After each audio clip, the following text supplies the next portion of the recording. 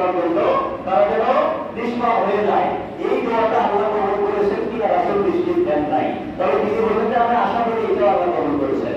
তার মানে এখানে আল্লাহ তারা বাইতুল্লাহ যেখানে আমরা হজ করি এই জায়গা বা এই ঘরের মর্যাদাকে একটু উপরে তুলে দিয়েছেন।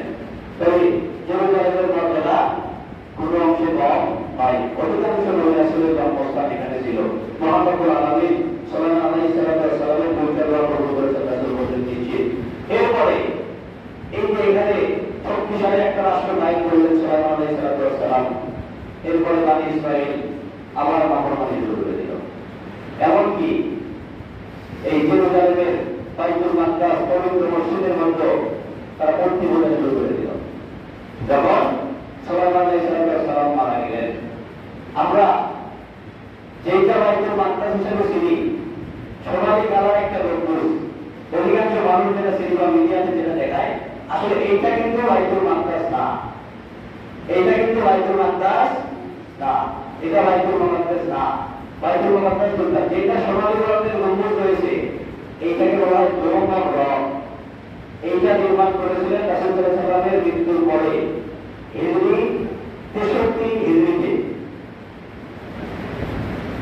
ওমাইয়া খলিফা আব্দুল মালিক দোরমার রক নির্মাণ করেছিলেন।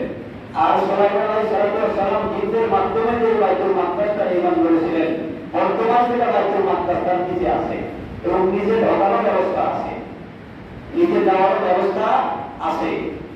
নবীর সেই স্মৃতিকে যাতে ধ্বংস হয়ে না যায়, নষ্ট হয়ে না যায়, যার কারণে তার ওপরে ঢালাই করে কলম করে নতুন করে এখন বর্তমান যেটা আছে এটা করা হয়েছে। কিন্তু তার নিচে যেটা আছে এটাই যুদ্ধের মাধ্যমে তৈরি করা বাইতুল মাকদাস, পবিত্র একটি স্থান।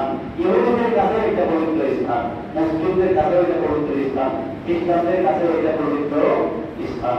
তবে মহান রব্বুল আলামিন বলেছেন অমাইয়াত্তাবি গায়রা ইসলামের দীনান, যে ব্যক্তি ইসলাম ব্যতীত অন্য কোনো দিন বা অন্য কোনো ধর্ম অবলম্বন করবে এইটা আপনার কাছে গ্রহণযোগ্য হবে না। সমস্ত নবী এবং রাসূল সত্য এটা আমরা বিশ্বাস করি, তারা যে সমস্ত আসমানি কিতাব নিয়ে এসেছেন এটাও সত্য আমরা বিশ্বাস করি। তবে কোরআন আসার পরে, ইসলাম আসার পরে সমস্ত ধর্ম কি হয়ে গেছে? রহিত হয়ে গেছে। কোরআন আসার পরে আসমানি সমস্ত কিতাব রহিত হয়ে গেছে। ওইগুলো বিশ্বাস করি কিন্তু তার হুকুম আহকাম মানা যাবে না। অতএব বাইতুল মাকদাস এটা মুসলিমদের স্থান। মহান রব্বুল আলামিন সুলাইমান আলাইহিস সালাম যখন মৃত্যুবরণ করলেন, এই ইহুদিরা বারবার যেরকম বিশ্বাসঘাতকতা করে, আল্লাহর সাথে নাফরমানি করে, আবার তারা সেই কাজ শুরু করে দিল।